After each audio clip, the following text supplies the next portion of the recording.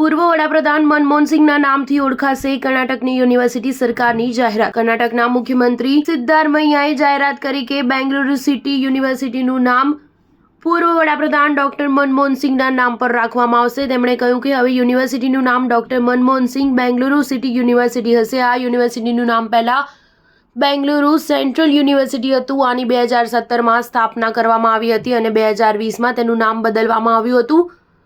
મુખ્યમંત્રી સિદ્ધારમૈયાએ બજેટ સત્ર દરમિયાન આ જાહેરાત કરી છે। 26 ડિસેમ્બરે પૂર્વ પીએમનું નિધન થઈ ગયું હતું। તે 22 મે 2004 થી 26 મે 2014 સુધી 10 વર્ષના દેશના વડાપ્રધાન રહ્યા। કર્ણાટકમાં નાણાં વિભાગ પણ સીએમ સિદ્ધારમૈયા પાસે જ છે। તેમણે દાવો કર્યો છે કે 2025-26 માટે સરકારે રાજકોષીય ખાદ્યનું સંતુલન જાળવીને રાખ્યું છે। વિધાનસભામાં 2025-26 માટે બજેટ સત્ર રજૂ કરતા સિદ્ધારમૈયાએ વિશેષ રીતે રેખાંકિત કર્યું કે 5 ગેરંટીઓ ગૃહજ્યોતિ, ગૃહલક્ષ્મી, અન્નભાગ્ય, યુવા નિધિ અને શક્તિ યોજનાઓ માત્ર મફતની વસ્તુઓ નથી પરંતુ આર્થિક અને સામાજિક સિદ્ધાંતો પર કરવામાં આવેલી વ્યૂહાત્મક રોકાણ છે।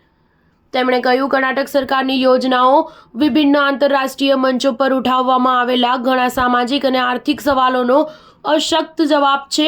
અમે લોકોની ખરીદ શક્તિ વધારવાના હેતુથી કલ્યાણકારી કાર્યક્રમ શરૂ કર્યા છે। રાજ્ય સરકારની જવાબદારી છે કે તે એક નક્કી કરે કે ઉપલબ્ધ સંસાધન તમામ માટે સુલભ હોય। આર્થિક વિકાસને લોકોના કલ્યાણની સાથે સંતુલિત કરીને અમે સાર્વત્રિક મૂળભૂત આવકની વિચારધારાના માધ્યમથી કર્ણાટકના વિકાસ મોડલને આકાર આપી રહ્યા છે। અમારી સરકાર સામાજિક ન્યાયના પાયાને સુરક્ષિત કરવા માટે દ્રઢ સંકલ્પિત છે। સ્ટાર ન્યૂઝ 7 હંમેશા સચ્ચાઈની સાથે।